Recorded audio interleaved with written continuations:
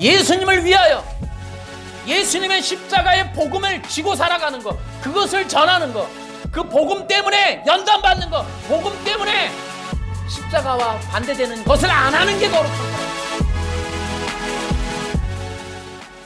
지금 우리가 기독교의 본질 사역에 관한 이 시리즈를 함께 나누고 있습니다. 기독교의 본질 사역은 기독교가 본질이 회복되면 교회가 부흥한다는 이 사실은 명백한 사실입니다. 기독교의 구원의 사역, 또 성령의 사역, 또 예수 그리스도의 이 메시아의 이 복음의 회복의 사역은 교회를 튼튼히 하고 강건케 하는 일이 분명히 일어납니다.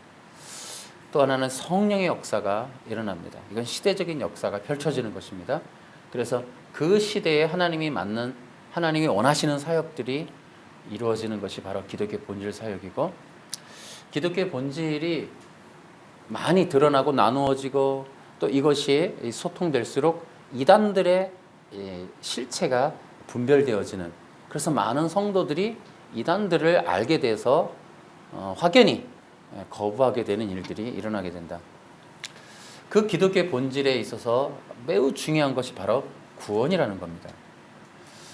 구원의 진리를 회복하고 그 구원이라고 하는 것을 중요시 여길수록, 또 구원이라고 하는 것을 교회 중심 사역으로 놓았을 때 이것이 바로 이 기독교의 본질이 회복되는 기독교의 본질 사역이 되는 것이고, 그 구원이라고 하는 것을 통하여 정말 교회가 하나님 앞에서 해야 할 본래의 이 핵심 사역이었던 영혼 구원, 그것을 이루어낼 수 있다, 그것이죠.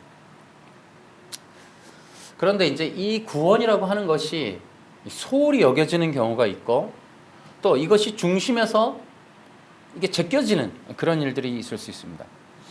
왜냐하면 구원에 대한 오해가 있기 때문에 그런 것이고, 또 교회가 어느새 핵심적인 것을 성장, 이런 부흥, 이런 걸로 두다 보니까, 외형적인 부흥이죠. 이런 걸로 하다 보면 구원을 두 번째, 세 번째로 배제하는, 그래서 이 구원이라는 것이 이게 교회 중심 사역에서 벗어날 때는 교회가 부흥하는 것이 아니라 교회가 잘못된 길로 가고 있다라는 증거이기도 한 거예요. 외형적 성장이 중요하지만 구원받은 자의 무리가 늘어나야지 교회의 어떤 프로그램에 의한 외형적 성장이 중요한 것은 아니다라는 것이죠. 또 이 구원이라고 하는 것이 중심 사역이 되지 않으면 아주 치명적인 약점이 뭐냐 하면, 구원이 없는 사람, 구원이 없이 신앙생활하는 그런 외식적인 사람들이 늘어난다. 그래서 결국 생명이 없는 기독교인이 늘어나게 되므로 교회는 허구에 불과해져, 그저 껍데기에 불과한, 생명력이 없는, 능력이 없는 그러한 어떻게 보면 종교 단체로 전락하게 되는 것이다 라는 거죠. 정말 이 기독교에 있어서 구원은 영혼 구원 때문에라도 매우 중요해요. 그래서 구원이라고 하는 것이 어떤 프로그램들이 교회 안에 있지만 그 프로그램은 반드시 영혼 구원을 위해서 존재해야 한다. 이 영혼이 구원받게 하기 위하여 시스템을, 또 프로그램을 동원하는 것이지 그것을 배제하는, 구원이라고 하는 것을 대체하는, 이제 그러한 것들이 되면 교회는 반드시 타락하게 된다. 다시 한번 말씀드리지만 교회의 절대 핵심 사역은 영혼 구원이고, 가장 중심된 사역도 역시나 영혼 구원이라는 것입니다. 그래서 이 구원이라고 하는 것이 없다면 교회는 본질이 없다. 완전히 교회는 교회가 아니다. 그건 그냥 껍데기 이름에 불과한 종교단체다라고 볼 수가 있습니다. 그래서 목사님이나 교회 시스템이, 설교나 모든 것이 정말 구원이라고 하는 이것이 초점이 되어줘야 되겠다. 그러면 신앙생활이라는 것은 반드시 구원이 있고 나서 있어야 돼요. 구원도 없이 신앙생활한다라는 건 이게 굉장히 비참한 일이에요. 근데 그럴 수 있다라는 거죠. 구원받지 못한 자가 신앙생활하고 영혼 구원을 받아본 적이 없는 사람들이 신앙생활할 수가 있다라는 거죠. 근데 이 사람들이 이렇게 구원에 대해서 들어보지 못하거나 구원이라고 하는 것을 철저하게 교육받지 못하는데도 불구하고 이 기독교 생활을 할 수 있는 것은 뭐 첫째로는 일단 인간의 욕심 때문에 그래요. 교회 안에 여러 가지 이유 때문에 들어오지만 교회를 필요로 하는 동기나 여러 가지 목적도 인간의 욕구, 욕망 때문이기도 하기 때문에 이제 그러한 부분을 해결하는 것을 목적으로 두다 보니까 영혼 구원에 대한 무관심이 있을 수 있다라는 거예요. 그 다음에는 이제 성경에 대한 무지 때문에 그럴 수 있어요. 성경이 이해가 안 되는 거죠. 물론 큐티를 하고 어떤 묵상을 하는 부분에 있어서도 내 욕구 욕망이라고 하는 것이 우선이 되어졌기 때문에 본질, 곧 이 구원이라고 하는 부분을 잘 못 보는 수가 있어요. 간과한단 말이죠. 지나가게 되죠. 그렇다면은 문제는 뭐냐면 교회가 그 역할을 해야죠. 그죠? 이 성도들이나 이런 초신자나 여러 가지 중직자여도 어떤 핵심적인 부분을 놓칠 수 있을 때라도 교회는 중심을 잡고 이런 정말 중심되는 이런 본질은 잃지 말고 그것들을 전하고 가르칠 수 있도록 교회가 중심을 잡아야 한다라는 거죠. 그럼 교회 안에 영혼 구원이 매우 중요하고 구원의 진리가 중요하죠. 그래서 이 성경이라고 하는 것 자체가 영혼 구원을 위한 진리로 기록되어 있어요. 이제 그런 것들이 있음에도 불구하고 우리가 영혼 구원을 잘 모르면 문제가 생겨요. 그래서 이 핵심 진리인 이 구원이 빠지고 나면은 반드시 인본과 율법이 이제 판을 치게 된다. 교회 안에 이런 영혼 구원을 위한 복음이나 이러한 어떤 교리적인 교육이나 이 성경의 진리 부분이 제대로 전파가 되는 것이 안 되면 교회는 반드시 인본과 율법이 판을 치게 된다라는 거예요. 그리고 그뿐만이 아니죠. 이제 이 구원이라고 하는 것이 배제되면은 반드시 구원이라는 자리에 무언가가 들어가야 돼요. 교회가. 그것이 바로 인본과 율법을 기반으로 한 프로그램이라는 거예요. 이 프로그램이 대체를 하게 된다라는 것이고, 또 아까도 말씀드렸듯이 이제 이 구원이라는 핵심 진리를 이제 이것을 굉장히 중심적으로 배우고 알고 이것을 나누게 되고 전파하는 이런 본질적인 이 사도행전적인 사역들이 이루어지지 않으면 결국 교회는 이단들이 들어차게 된다라는 거예요. 우리가 신약 서신서에도 많이 나오지만 정말 이 구원이라고 하는 것이 얼마나 중요한 일인지 바로 이 구원을 위해서 이 영혼 구원의 길을 막기 위해서 이단들이 들어오게 돼 있어요. 바르게 전해도 이단들이 계속 공격을 하지만 여러분 교회가 이러한 영혼 구원의 진리를 중심적으로 하지 않으면 교회는 굉장히 위험해진다. 이단들이 판을 치게 된다. 이것은 뭐 신약 성경을 보시면 여러 군데에서도 갈라디아서도 그 십자가의 복음을 빼려고 하는 할례파가 등장한 것에 대해서 분노하는 장면이 나오죠. 또 요한 서신이나 이 다른 서신에서도 유다서에서도 이 거짓 선생들이 지금 교회 안에 많이 들어와 있다. 그러니 경계해라. 이런 얘기들이 이렇게 성경에 기록되어 있는 걸 우리가 볼 수가 있습니다. 결국 그 이단들이 뭐예요? 결국 구원의 길을 막으려는 거예요. 구원의 문을 막으려는 거예요. 구원의 진리를 변질시키고 왜곡시키려는 거예요. 이것들이 지금 우리나라에 지금 최근에 인터넷을 점령하는 수많은 이단들이 등장하는 이유도 바로 그런 거예요. 그만큼 한국교회가 외형적 성장이라는 것이 있었지만 내면적으로는 성경의 가장 중요한, 기독교의 가장 중요한 이 본질인 구원을 잃어버렸기 때문에, 이 구원의 메시지, 구원의 복음을 잃어버렸기 때문에 지금 이러한 이단들이, 또 우리나라가 얼마나 역사적으로 가짜 이단들이 많아요. 가짜 예수, 내가 하나님이요 하는, 지금도 하나님이 하는 그런 교단에 지금 전파력이 얼마나 강해요.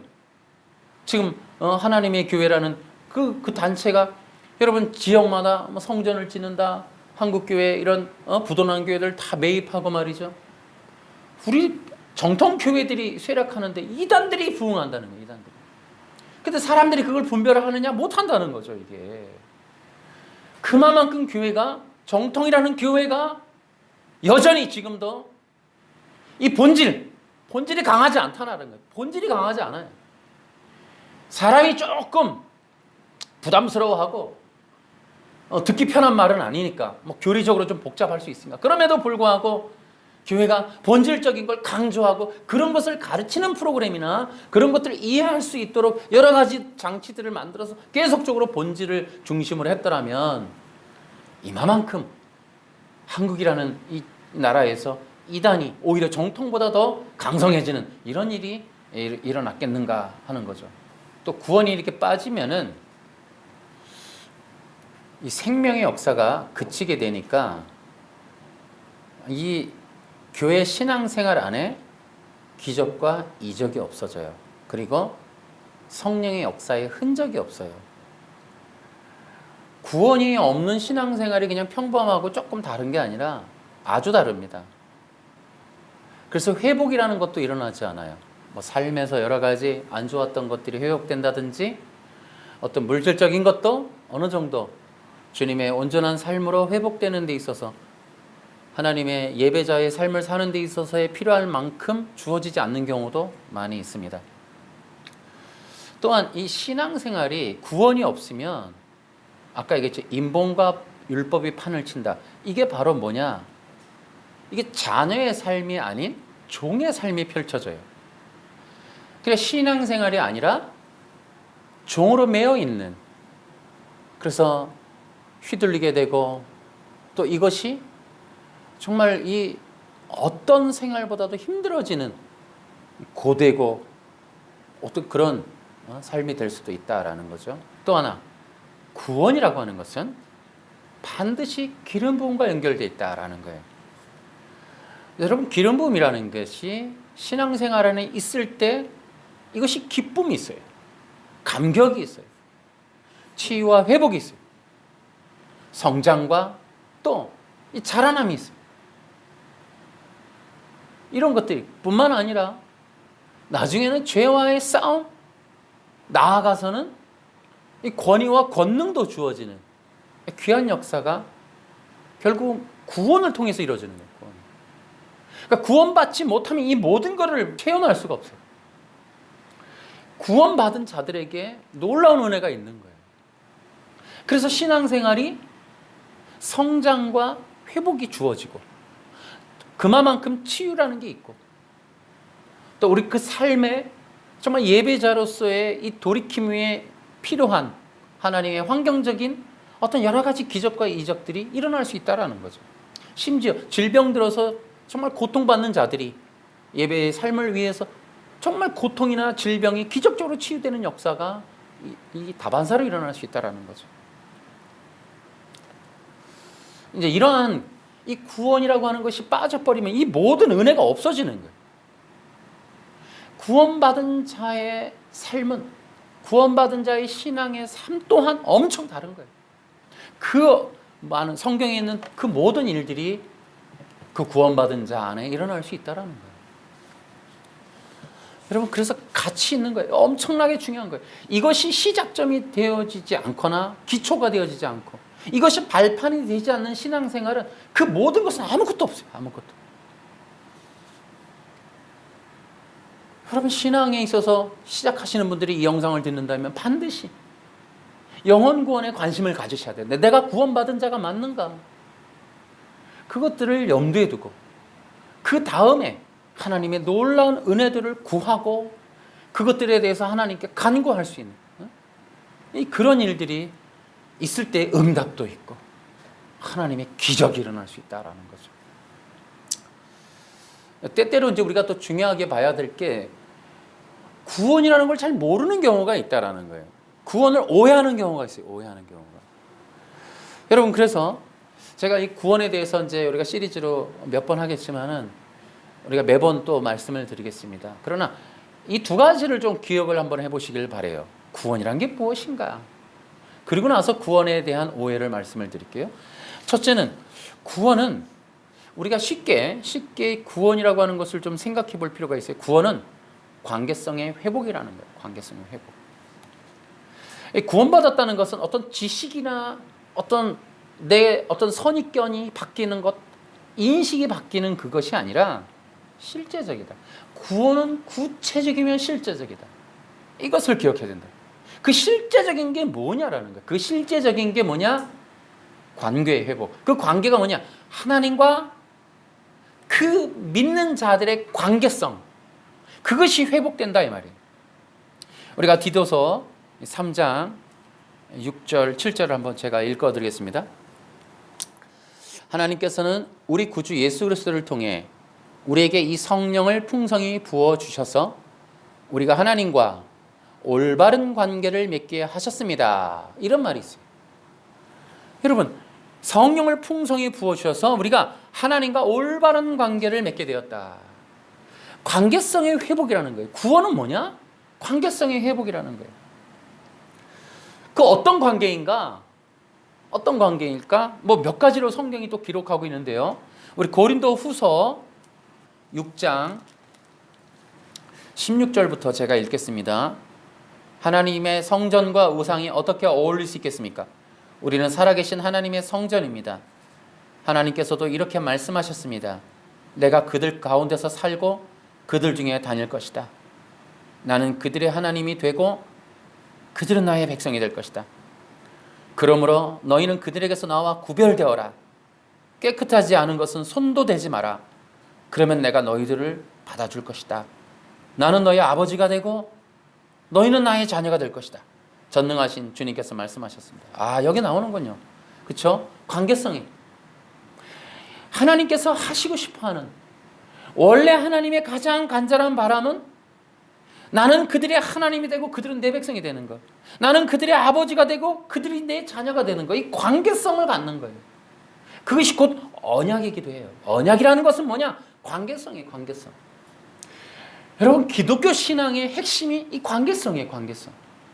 칭이라는 것도 하나님과 올바른 관계라는 거예요. 관계. 하나님 앞에 설 수 있는 의로운 자격. 너는 의롭다라는 것. 이것이 구원이다. 우리가 그런 얘기를 하는데 바로 이 관계성이라는 거. 관계성. 여러분, 우리가 또 제가 먼저 말씀을 드리면 이단들의 특징은 이 관계성을 부정하고 깨트리는 거예요.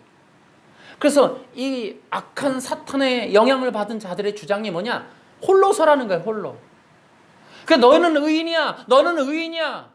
하고 그를 그리스도에게서 떼어버리고 단독으로 세우는 거야. 단독으로. 여러분, 이것이 고아의 영이에요. 고아의 영.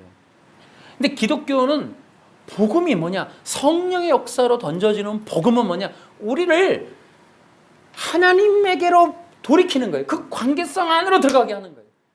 그 관계, 그 대표적인 또 구절이 있죠. 우리 요한복음 1장 12절. 요한복음 1장 12절 말씀 이렇게 돼 있죠. 그러나 누구든지 그분을 영접하는 사람들, 그분의 이름을 믿는 사람들에게는 하나님의 자녀가 되는 자격을 주셨습니다. 그러니까 하나님의 자녀가 되는 거예요. 믿고 영접하는 자가 하나님의 자녀. 자녀의 권세를 주신다라는 거예요. 그러니까 구원이라는 게 뭐냐? 하나님의 백성, 하나님의 자녀가 되는 거예요. 구원은 뭐냐? 하나님을 아버지로 이제 모시게 된 거예요. 아버지로 회복하게 된 거예요. 아버지 안으로 들어가는 거예요. 근데 그 아버지가 원래 아버지였는데 우리가 잃어버린 거예요. 우리는 누구였어요? 하나님의 잃어버린 자녀들이었어요. 잃어버린 백성이었다고요. 근데 이제 예수님 안에서 이제 하나님의 자녀의 권세가 회복이 된 거예요. 회복. 이런 구원은 이런 회복이 있는 거예요. 회복. 하나님에게로 돌아가는 회복. 하나님의 은혜를 누리는 회복. 하나님의 그 엄청난 선물을 받을 수 있는 그 자격이 주어지는 회복. 이런 것들이 주어지는 거예요. 여러분, 제가 이 얘기를 하면 여러분은 많은 사람들 중에는 벌써 이 떠오르는 본문이 있을 거예요. 바로 누가복음 15장의 이 탕자의 비유가 여러분 떠오르는 사람도 있을 겁니다. 우리 한번 보시겠습니다. 누가복음 15장 다 읽을 수는 없으니까 우리 20절에 이렇게 돼 있어요. 그 아들은 일어나 아버지에게로 갔다. 그 아들이 아직 먼 거리에 있는데 아버지가 그를 보고 불쌍히 여겨 달려가 아들을 끌어안고 입을 맞추었다. 아들이 아버지에게 말하였다.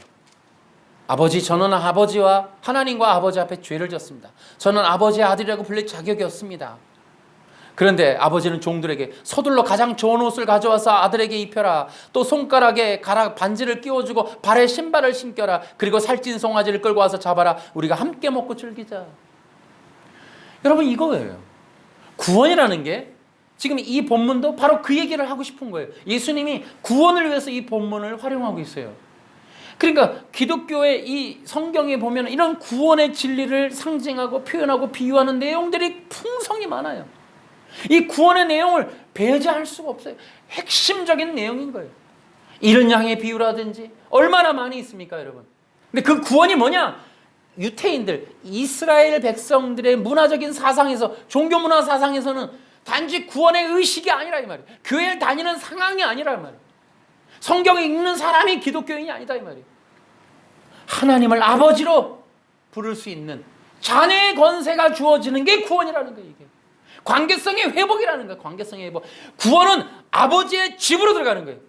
아버지에게로 돌아가는 거예요. 하나님을 아버지로 부르게 된 거예요. 여러분, 기독교 신앙의 구원이란 아버지가 생기는 거예요. 영적으로 저 이 만물 창조하신 이 주인이신, 온 우주 만물의 주인이신 그 주권자이신 하나님을 아버지로 모시게 된 자들이 누구냐? 구원받은 자들이. 구원이 얼마나 감격스러우냐? 여러분 생각해 보세요. 아침에 태양이 뜨고 저녁에 태양이 치고 이 사철 움직이고 온 우주 만물이 이 아름다운 조화 가운데 있는 이 상태에 주인이 있다라는 거예요. 주권자가 있다라는 거예요. 그 주권자가 아버지가 되는, 이게 기독교의 구원이에요. 기독교의 구원. 기독교는 바로 이런 위대함이 있는 거예요. 여러분, 이 구원 의식이 얼마나 감격스럽습니까? 온 우주 만물의 주인이 내 아버지라는 거예요. 그것을 성경이 보여주고 있는 거예요. 그 관계성. 그래서 예수 믿은 사람들이 이제 그 어마어마한 능력의 권위가 뭐냐? 하나님을 아버지라 부를 수 있게 된 거예요. 할렐루야. 로마서 우리가 8장을 한번 보겠습니다. 14절 2절 읽을게요. 왜냐하면 하나님의 영으로 인도함 받는 사람들은 누구나 하나님의 자녀이기 때문입니다. 여러분이 받은 성령은 여러분을 다시 두려움에 이르게 하는 노예로 만드는 영이 아니라 여러분을 하나님의 자녀가 되게 하는 영이십니다. 그래서 우리는 그 성령을 의지하여 아바, 아버지라고 부를 수 있는 것입니다. 성령께서는 친히 우리의 영과 함께 우리가 하나님의 자녀라는 것을 증언합니다. 아멘. 여러분 놀랍지 않습니까? 여러분, 구원이라는 것은 아버지 품으로 돌아가고 아버지의 집으로 들어가고 하나님을 아버지라고 부를 수 있게 되는 놀라운 특권이 주어지는 것이 바로 구원이라는 거예요. 구원. 여러분, 구원이라는 게 뭐라고요? 관계성의 회복이에요. 관계성의 회복. 이 관계성, 기독교는 어떤 내가 이제 교회를 다니는 존재적인 게 아니에요. 그 정도가 아니에요. 그냥 암암리에 나는 기독교이냐라고 말하는 정도가 아니에요. 반드시 구원이라는 어떤 관계가 회복, 하나님, 천지 하나님의 자녀가 되고, 그래서 그 가족의 일원이 되고, 그래서 이 관계성, 그 하나님의 놀라운 은혜의 테두리 안에 들어가는, 그 울타리 안으로 들어가는 그런 것들이 바로 구원이다라는 겁니다. 그래서 우리가 이 하나님의 자녀임을 우리가 어떻게 확신하느냐? 바로 성령을 통해 확신한다는 거예요. 자, 고린도후서 1장 22절. 자, 시작. 우리가 그분의 소유라는 표로 인을 치시고 그 보증으로 우리 마음에 성령을 주셨습니다. 그러니까 우리가 그분의 소유가 되는 거예요. 그의 아버지의 자녀가 된 거예요. 근데 그 아버지의 자녀가 됨을 성령님이 알려주시는 거예요. 성령님이. 성령이 오셔서 우리로 하여금 그 관계를 이루어 주시고 회복시켜 주신다. 이것이 바로 기독교의 너무너무 놀라운 진리예요. 예수님을 믿고 성령을 받고 그 성령 안에서 반드시 성령의 충만함을 통해 성도는 하나님이 아버지임을 깨닫게 되고, 내가 아버지의 소유가 되었고 아버지의 것이 되었고 아버지의 사람이 되었음이 인쳐지게 되는, 확증이 되어지는, 그것이 바로 구원의 은혜라는 거예요. 구원이라고 하는 게 뭐냐? 이렇게 생각하시면 쉬워요. 그리스도의 사람이 되는 것이다. 이 말이 무슨 뜻이냐면 이런 얘기예요. 구원이라는 게 뭐냐 하면 누구의 것, 누구의 사람이 되느냐 하는 것이다 라는 거예요. 그러니까 다시 말하면 구원이란 누구에게 속할 것인가 라는 거예요. 우리가 갈라디아서 한번 볼까요? 갈라디아서 3장 29절을 한번 보겠습니다. 갈라디아서 3장 29절. 여러분은 그리스도에게 속한 사람입니다. 그러므로 여러분은 아브라함의 자손입니다. 하나님께서 아브라함에게 하신 약속대로 여러분은 하나님께서 주시는 모든 복을 받습니다. 그러니까 우리가 누구에게 속하느냐의 문제예요. 할레파, 갈라디아서에 들어온 할레파의 문제도 너희가 어떻게 이스라엘이라는 선민으로 들어올 것이냐 하는 문제를 가지고 할레파가 등장을 해요. 이스라엘 민족에 있어서 구원이라고 하는 것은 이스라엘 민족에게만 있다라는 선민의식이 있어요. 그 이스라엘 민족이 가지고 있는 선민의식이 뭐냐? 우리는 누구의 것이다라는 거예요. 그 누구의 것이다라는 의식을 그들은 시내산의 언약을 통해 갖게 된 거예요. 아, 우리는 하나님과 언약 맺은 백성. 그것을 통해 우리는 하나님의 신부된 백성이야 라는 의식이 있는 거예요. 그것이 우리 기독교의 본래 구원의 의미란 말이에요. 구원의 의미. 그러니까 지금 우리의 기독교의 의식이 너무 서구 신앙적인 인본적이라서 우리는 구원이라고 하는 것과 이런 성경의 의미와는 별로 관계가 없는 구원 의식을 가져요. 그러니까 구원이 누구든지 우리가 그렇게 얘기할 수 있어야 돼요. 누구에게 속한 것이냐? 다시 말하면 구원이란 그리스도에게 속하는 것이다. 그리스도의 사람이 되는 것이다 라는 거예요. 이것이 너무너무 중요하다는 거예요. 그래서 구원이라는 것은 그리스도와 만났고 그리스도에게 속하고 그리스도 안으로 들어가는 것이다. 그리스도와 뗄래야 뗄 수 없는 관계가 되는 것이다. 자, 우리가 이제 그런 말들을 들으시죠. 구원 받았으니 이제 아무렇게나 살아도, 이제는 막 살아도, 내 맘대로 살아도 구원은 유지될 것이다.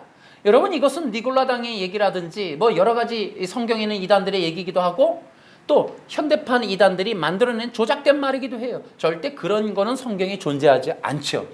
그렇게 말한다면 비성경적인 종교단체가 말하는 거예요. 분명히 말씀을 드리는 거예요. 기독교에서는 절대 그렇게 말하지 않습니다.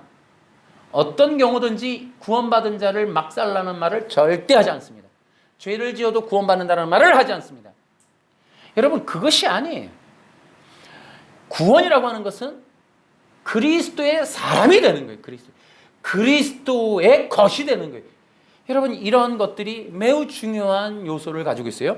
로마서 6장으로 가겠습니다. 자, 15절, 6장 15절. 그러면 어떻게 해야겠습니까? 우리가 율법 아래 있지 않고 은혜 아래 있다고 해서 죄를 짓자는 말입니까? 절대로 그럴 수 없습니다. 여러분이 어떤 사람에게 복종하여 여러분 자신을 그 사람에게 바치면 여러분 그 사람의 종이 된다는 것을 알지 못하십니까? 여러분은 죽음에 이르는 죄의 종이 될 수도 있고 의에 이르는 순종의 종이 될 수도 있습니다. 그러나 하나님께 감사할 것이 있습니다. 여러분이 전에는 죄의 종이었으나 전수받은 가르침에 본에 전심을 다해 복종함으로써 죄로부터 해방되어 의의 종이 되었습니다. 여러분, 로마서에서 바울이 말할 때 구원이라고 하는 것을 누구의 종이 될 것이냐로 표현했어요. 누구의 주권 아래서 짓밟히며 그에 시달리는 삶을 죄의 종으로 표현하고 하나님의 자녀가 되는 것을 의의 종으로 표현했어요. 그러니까 누구의 종이 될 것이냐, 누구에 속할 것이냐, 누구의 주권 아래에 들어갈 것이냐로 표현을 했어요. 그러니까 전에 예수가 없는, 그리스도가 없는 삶을 죄의 종이라고 표현하고 그리스도 안에 믿음을 가진 자, 구원받은 자를 의의 종이라고 표현을 했어요. 누구에게 속하여 누구의 것이 될 것이냐라는 거예요. 기독교는 바로 그런 거예요. 그래서 내가 누구의 것이냐라는 게 분명해져야 돼요. 기독교이기 때문에. 기독교는 뭐냐? 나는 그리스도의 사람입니다 라고가 돼야 돼요. 그러니까 여러분의 신앙에서 남들에게도 여러분 말할 수 있어요. 나는 그리스도의 것이다. 나는 그리스도의 사람이 되었다. 난 그리스도 안에 속하게 되었다. 나는 그리스도 안으로 들어갔다. 그리스도와 나는 하나다. 이렇게 구원이라는 것은 반드시 나를 구원해 주신 그리스도와의 관계성으로 설명되어야 돼요. 신앙생활이나 기독교인이라는 표현도 마찬가지. 기독교인이라고 하는 표현은 반드시 그리스도와의 관계성으로 표현되어야 돼요. 그리스도가 나의 주인이십니다. 나는 그리스도를 통해 구원받았습니다. 그리스도는 나의 구원자이십니다. 나는 그리스도의 것입니다. 뭐 이런 표현들로 구원은 그리스도의 것이 되는 것이고, 구원받은 자라고 하는 기독교인은 그리스도에게 속한 그리스도의 소유물, 그분의 것이 된 것이다 라는 것을 잊어서는 안 된다는 거예요. 이것이 구원의 의미예요. 구원의 의미는 하나님과의 관계성의 회복, 또 하나는 분명한 이 본질, 그리스도의 사람이 되는 것. 구체적으로 나를 위해서 십자가에 죽으신 그분, 나는 그분의 것으로 되는 거예요. 그리스도. 이것이 새 피조물이에요. 이것이 놀라운 은혜예요. 그러니까 새 피조물이라는 게 바로 그런 거예요. 이것을 다음 기회에 우리가 한번 설명해 보겠습니다만은, 여러분, 예수 믿는다는 건 의의 종이 되는 것이고, 또 새 피조물이 되는 것이고, 하나님의 자녀가 되는 것이고, 그리스도에게 속하게 되는 것이다 라는 것을 기억하셔야 된다는 거예요. 그래서 이런 거를 우리가 종합해서 기억을 하셔야 돼요. 그러면 구원받은 자의 신앙생활이라는 게 뭐냐라는 것을 한번 생각해 보셔야 돼요. 그러니까 철저하게 그 관계성이 있는 신앙이라고 하는 것이 성경적이에요. 고린도후서도 읽어드렸지만, 신앙은 이스라엘 백성들에 의하면 하나님과의 특별한 관계가 회복되는 거예요. 나는 너희의 하나님이 되고 너희는 내 백성이 될 것이다. 나는 너희 아버지가 되고 너희는 나의 자녀가 될 것이다 라는 이 관계성으로 불러들이고 뗄래야 뗄 수 없는 생명의 관계를 맺게 되는 이 관계성이 구원이라는 거예요. 구원. 이게 성경에 나와 있는 이 성경이 말하는 의미예요.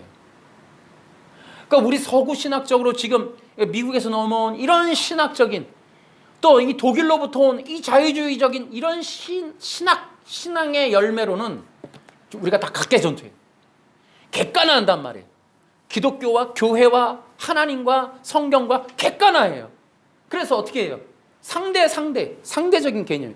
내가 필요로 할 때만 서로 조건부로 오고 가는, 내가 복을 받기 위해서 헌금하고, 내가 필요할 때 도움을 받고, 내가 원할 때 내 마음대로 살고, 하나님은 그냥 거기 계시고, 하나님은 의식 없이, 하나님께 대한 어떤 관념 없이, 내가 그런 어떤 의식, 뭐 다른 것도 없어요. 그냥 혼자 사는 거예요. 나는 기독교인이라는 의식 하나만으로 내 마음대로 사는 거예요. 하나님이 무슨 뜻을 가지시든, 무슨 계획을 가지시든, 어떤 걸 명령하시든 아무 관계없이 서로 간의 그런 상하관계, 주권관계가 전혀 성립되지 않는 관계성 없는 신앙생활을 추구하게 만드는 게 서구신앙 자유주의라는 거예요. 자유주의. 그러나 성경적인 구원은 반드시 관계성이다라는 거예요. 아까도 로마서 얘기했지만은 이것은 매우 중요해요. 우리는 의의 종이 아니라면 죄의 종이에요. 이것이 명백하게 잘 설정이 돼야 된다라는 거예요.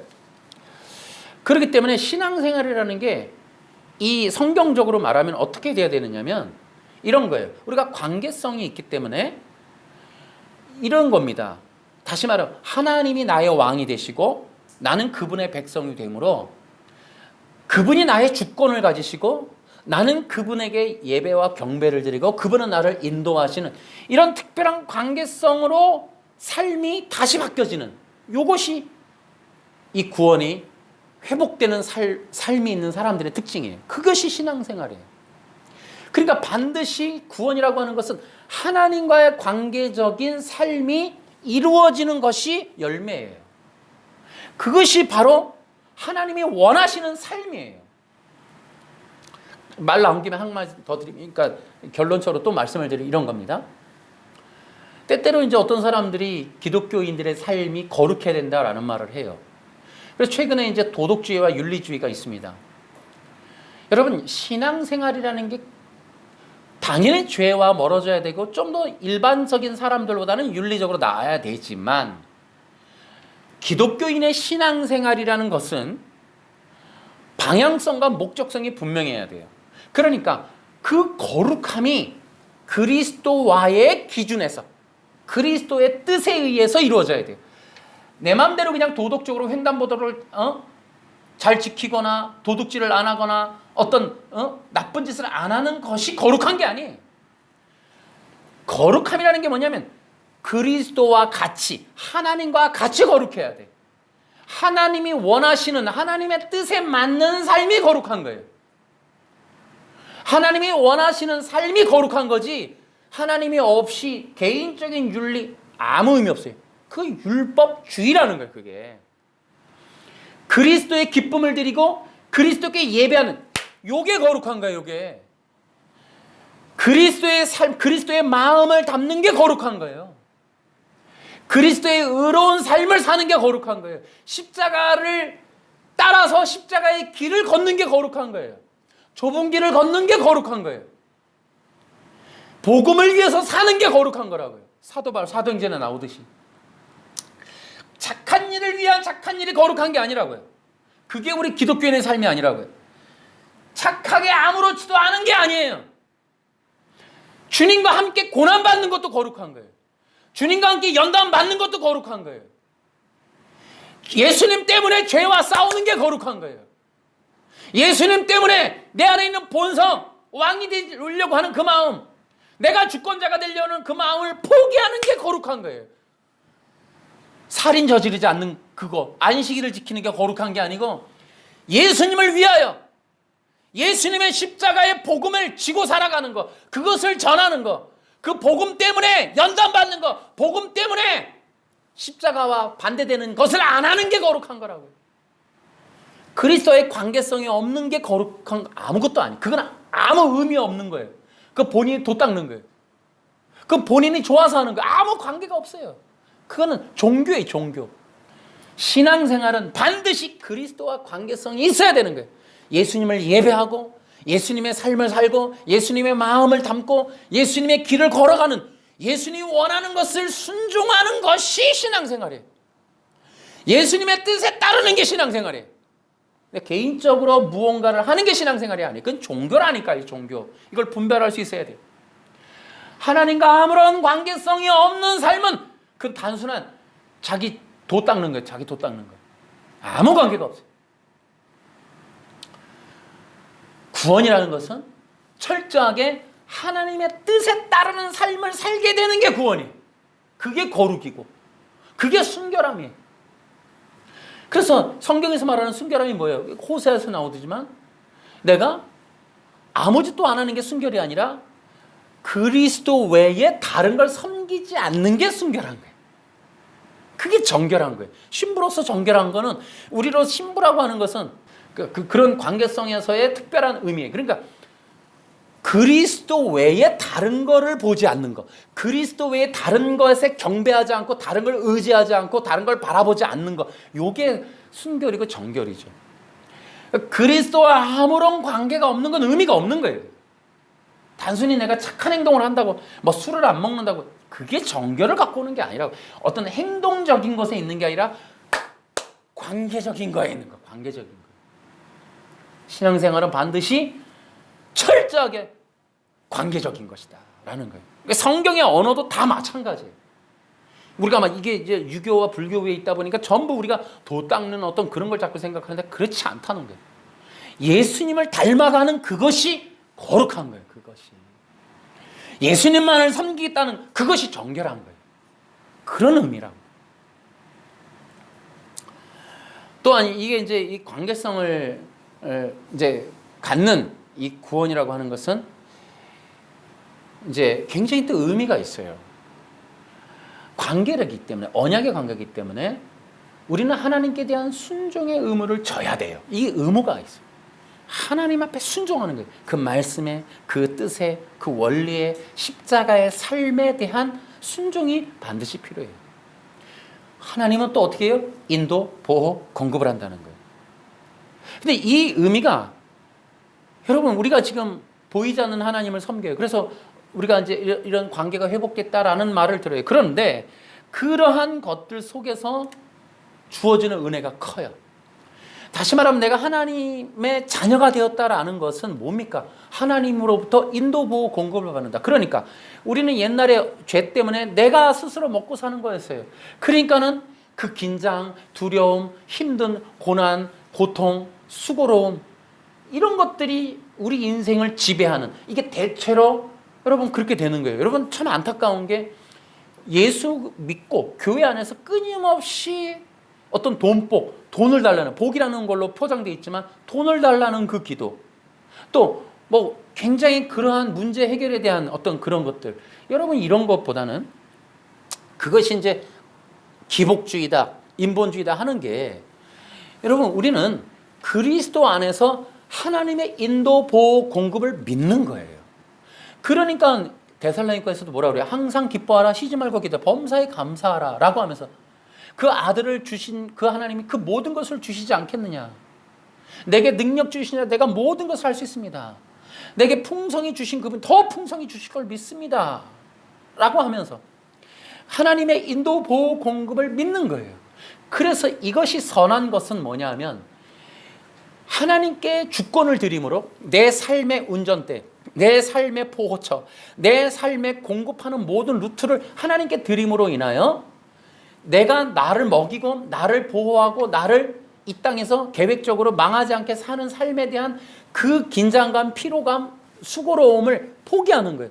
주권을 드리는 거예요. 하나님이 나를 인도하시리라, 나를 도우시리라, 나를 먹이시리라 믿고. 그런데 자, 우리가 이제 불행한 건 뭐냐? 우리는 우리의 욕망 때문에 세상에 대한 기대치로 인하여 비교한단 말이에요. 그래서 남들이 뭐를 가지면 그만큼 못 가진 것에 대해서 하나님께 왜 나는 마치 못 받은 것이냐 그렇게 생각하고, 그것이 부족한 양 생각하고, 공급이 없는 것이냐 원망 불평한단 말이죠. 그런데 명심해야 돼요. 이 성경에 보면 하나님의 인도, 보호, 공급은 세상적인 기준에 의한 공급이 아니에요. 그것은 여러분 우리 영혼이 정말 생명수로 충만해지는 것이 우선이에요. 주기도문에도 그 얘기가 나오지만은 오늘날 우리에게 일용할 양식, 이것은 절대로 육체적인 양식이 아니에요. 그 앞에 뭐라고 나와요? 성경 마태복음에 하늘의 새와 이 들풀도 먹이시거늘 너희는 그것을 구하지 말아라. 먼저 너희 그 나라와 그 일을 구하라. 그렇게 하고 나서 6장 9절에 주기도문 얘기할 때 과연 그게 육식이냐? 아니라는 거죠. 하나님의 생명의 공급을 의미하는 거예요. 하나님의 영원한 생명을 의미하는 거예요. 그것으로 충만해지는 거예요. 뿐만 아니라 우리가 그런 영원한 생명을 받고 이 땅에서 예배자로서, 복음 전도자로서, 아버지의 이 소유물로서 살아가는데 필요한 것들을 공급받는 거예요. 그런데 하나님이 단순하게 주시는 것이 아니라 필요한 만큼 주신다는 거예요. 하나님께서 우리가 쓰고 하나님께 영광 돌릴 수 있을 만큼. 그런데 또 하나가 있어요. 방법이 어떠하냐. 여러분, 하나님이 우리에게 인도, 보호, 공급하실 때에는 반드시 그것은 기적이라는 통로로 주신다. 여러분에게 주어주는 모든 게 기적입니다, 여러분. 여러분이 눈을 지금 못 떠서 그래. 하나님은 여러분을 지금 우리를 충분히 기적적으로 다스리신다. 하나님이 기적으로 인도하신다. 그것이 우리의 믿음이 되어야 돼요. 그러다 보니까 어떻게 해요? 여러분, 영혼에 쉼이 생겨요. 영혼에. 하나님이 주고 싶은 건 뭐냐면 수고하고 무거운 짐 다 내게로 오라는 거예요. 너희는 내게 쉬라는 거예요. 너희들이 죄와 형벌의 삶을 사느라고 엉겅퀴와 가시덤불을 만드느라고 고생했던 그 죄악의 짐, 종로로 타는 죄의 종의 삶을 살았던 걸 쉬라는 거예요. 이제 우리가 의의 자녀, 아버지의 백성으로 돌아가서 그 식탁에 앉아서 쉬라는 거예요. 그러한 삶을 하나님께서 허락하시는 것이 구원이라는 거죠. 구원이 아니고선 성경의 어떤 본문도 해석이 안 돼요. 예수님이 하신 모든 말씀과 신약이 구원이 아니고서는 절대로 여러분 비유, 상징 아무것도 해석할 수가 없어요, 여러분. 그만큼 성경 모든 건 구원을 향하고 있고, 성경 모든 건 구원을 위해서 해설해주고 있고, 모든 것은 구원의 의미를 가르치고 있다라는 거예요. 기억하셔야 된다라는 거죠. 근데 때때로 이제 우리가 문제가 하나가 있어요. 사람들이 우리가 죄성이 있기 때문에 누군가의 통치 지배받는 거 되게 힘들어해요. 그러니까 누구의 것이 된다 그러면 벌써 반감이 올라오죠. 이것이 우리가 아직도 죄의 종노릇의 영향권 아래에 있다라는 거예요. 아직도 그 노예 근성이 있는 거죠. 여러분, 우리는 하나님이 우리의 주권자로 오세요. 아버지가 되고 싶어 하세요. 근데 여러분, 인간의 죄의 본성이 그를 거부할 때가 있어요. 그것을 어떻게 보면 불편해한단 말이에요. 사람의 죄의 본성은 누구의 것이 아닌 내가 중심이 되고 싶어요. 내가 주권자가 되고 싶어요. 내가 모든 것 컨트롤하는 자가 되고 싶어 한단 말이에요. 그 자리에서 물러나는 말을 가장 힘들어해요. 인간은 그것을 거부한단 말이죠. 근데 우리는 주님 앞에 다 내려놓을 필요가 있어요. 주님을 믿으셔야 돼요. 주님께서 우리를 가장 완전하게, 가장 온전한 길로 인도하신다. 내가 나의 주인일 때보다 더 완벽하게 나를 인도하신다. 그 증거가 뭐냐? 그게 십자가라는 거죠. 십자가가 무엇이냐? 십자가는 예수님 당신이 직접 죽으시면서 우리를 구원하는 거예요. 하나님 당신의 희생의 피를 보여준 거예요. 죽음을 보여준 거예요. 피를 보여주신 거예요. 당신 전부를 우리에게 주신 거예요. 당신 자신을 전부 죽기까지 주신 그분이기 때문에 신뢰하라는 거예요. 그것이 우리에게는 기쁨이 되라는 거예요. 그것이 우리에게는 나의 주인인 됨을 내려놓을 수 있는, 하나님을 누구라고 믿고 신뢰할 수 있는 근본, 바탕이 된다는 거예요. 여러분 보세요. 우리는 다 삶이 모험적이에요. 여러분 주식하시는 분들, 뭐 하시는 분들, 여러분 이 인생 자체가 보면 다 모험입니다. 모험. 직장을 택하고 뭘 하든 간에 우리는 무엇을 선택하든 사실은 내일 일을 몰라요. 이것이 어떻게 될지 몰라요. 그런 의미에서 우리의 삶에는 선택하는 모든 일이 다 모험이에요. 모험. 그게 나를 어떻게 할 줄 알아. 이것이 나를, 그 직장이, 그 음식이, 그 가게가, 그 주인이, 그 돈이, 여러분 우리 모든 것은 다 모험이에요. 우리는 아무것도 알지 못해요. 내일 일을 몰라요. 그러나 주님은 아신다는 거죠. 여러분 우리 인생에서 내가 어떤 모험적인 삶을 살기보다 여러분 주님을 신뢰하고 주님께 다 드리는 게 낫습니다. 여러분 내가 내 인생의 주인이기보다 하나님이 주인일 때가 더 안전해요. 왜? 주님은 나의 모든 걸 아세요. 모든 걸 계획하고 계세요. 그래서 주님은 기억하셔야 돼요. 오해하실 필요가 없어요.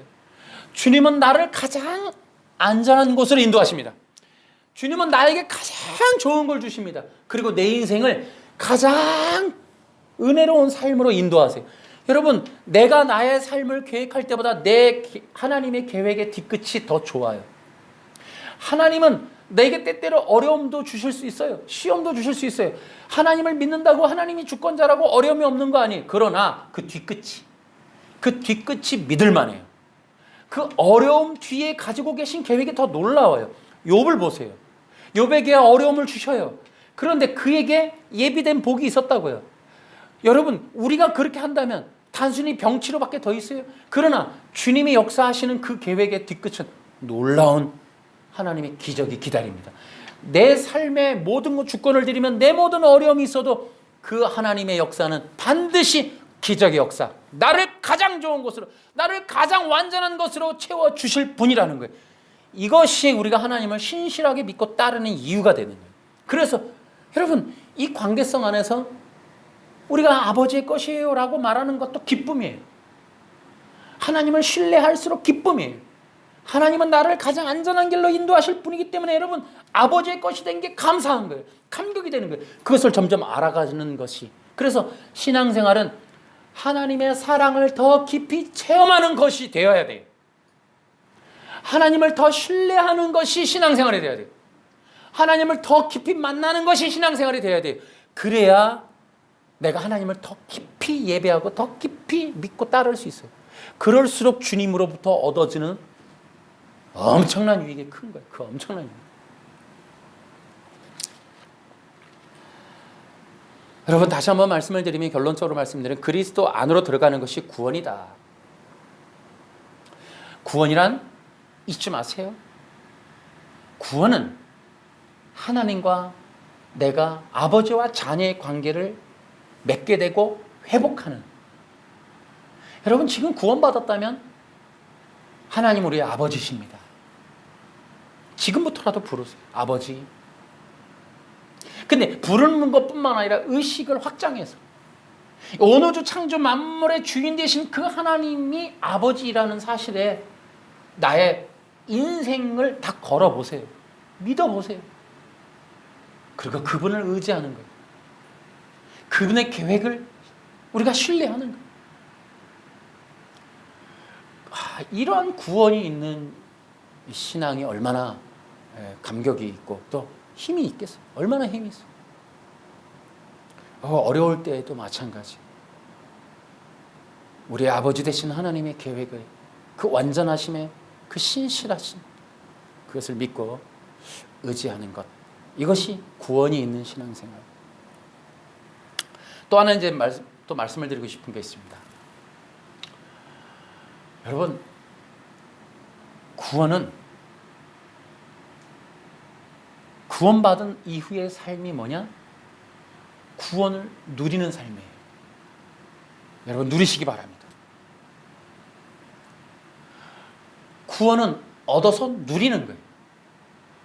또 달라고 애걸복걸하고 그렇게 해서 무엇인가를 쟁취해내는 게 아니에요. 계속 결핍된 의식으로 무언가를 요구하는 게 아니에요. 그런 것들이 아니라 누리는 거예요. 첫째, 하나님을 누리세요. 하나님의 시간을 누리세요. 하나님의 손길을 누리세요. 누리는 것. 이것이 기독교인의 삶이다. 저에게도 이것은 굉장히 큰 은혜가 됩니다. 구원이라는 누림이다, 누림. 쉼이다. 다음 시간에는 이제 구원에 따른 이제 권능에 대해서, 권위에 대해서 말씀을 드리겠습니다. 구원은 아버지와 하나님으로 모시는 특별한 관계로 들어가는 시작이다. 그것이 기독교인의 신앙이고 기독교의 엄청난 복이다. 오늘 한 주간도 여러분 이런 구원의 삶을 누리는 여러분이 되시기를 주의 이름으로 축원합니다.